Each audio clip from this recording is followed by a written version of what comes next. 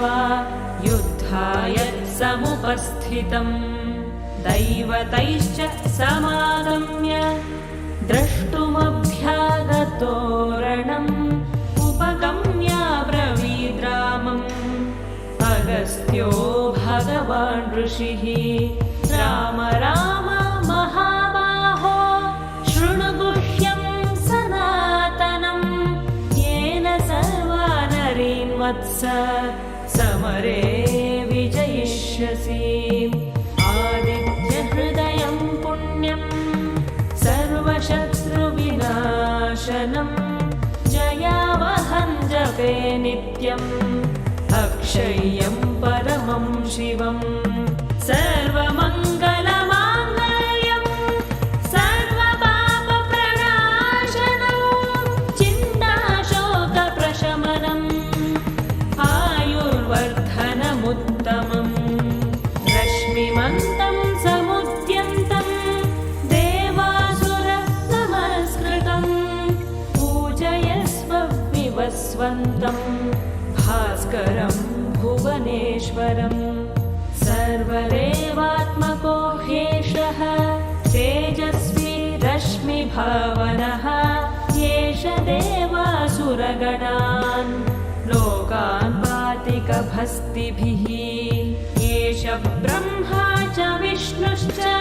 शिवस्कन्दः प्रजापतिः महेन्द्रो धनदः कालो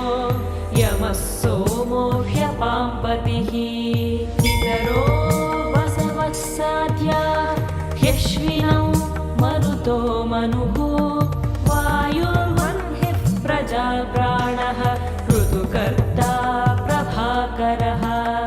आदित्यः सविता सूर्यः खगः पूषा गभस्तिमान् सुवर्णसदृशो भानुः स्वर्णरेता दिवाकरः हरिदश्वः सहस्रार्चिः सप्तसप्तिर्मरीचिमान् तिमिरोन्मथनः शम्भुः त्वष्टा मार्ताण्ड अंशुमान् हिरण्यगर्भः शिशिरः तपनो भास्करो रविः अग्निगर्भोदितेः पुत्रः शङ्खः शिशिरनाशनः व्योमनाथस्तमो भेदी ऋग्यजुस्सामपारगः घनवृष्टिरपाम्लित्रो विन्ध्यवीथीप्लवङ्गमः आतपी मण्डली मृत्युः पिङ्गलः सर्वतापनः कविर्विश्वो महातेजाः रक्तः सर्वभवोद्भवः नक्षत्रग्रहताराणामधिपो विश्वभावनः तेजसामपि तेजस्वी द्वादशात्मन्नमोऽस्तु ते नमः पूर्वाय गिरये पश्चिमायाग्रये नमः ज्योतिर्गणानां पतये दिनाधिपतये नमः जयाय जयभद्राय हर्यश्वाय नमो नमः नमो नमः सहस्रांशो आदित्याय नमो नमः नम उग्राय वीराय सारङ्गाय नमो नमः नमः पद्मप्रबोधाय मार्तण्डाय नमो नमः ब्रह्मेशानाच्युतेशाय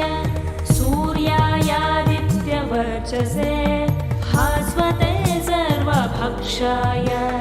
रौद्राय वपुषे नमः तमोघ्नाय हिमघ्नाय शत्रुघ्नाय स्मितात्मने कृतघ्नाय देवाय ज्योतिषां पतये नमः सप्तचामीकराभाय वह्नये विश्वकर्मणे नमस्तमोभिनिघ्नाय रवये लोकसाक्षिणे नाशयत्येष वैभूतं तदेव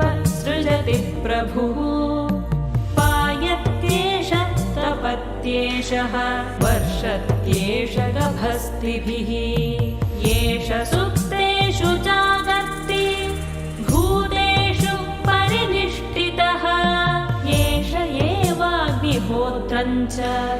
फलं चैवाग्निहोत्रिणां वेदाश्चक्रतवश्चैव क्रतूनां फलमेव च यानि कृत्यानि लोकेषु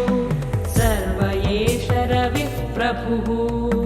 येन मापत्सु कृच्छ्रेषु कान्तारेषु भयेषु च कीर्तयन् पुरुषः कश्चित् आवसीदति राघव पूजयस्वैनमेकाग्रो देवदेवं जगत्पतिम् एतत् त्रिगुणितं जप्त्वा युद्धेषु विजयिष्यसि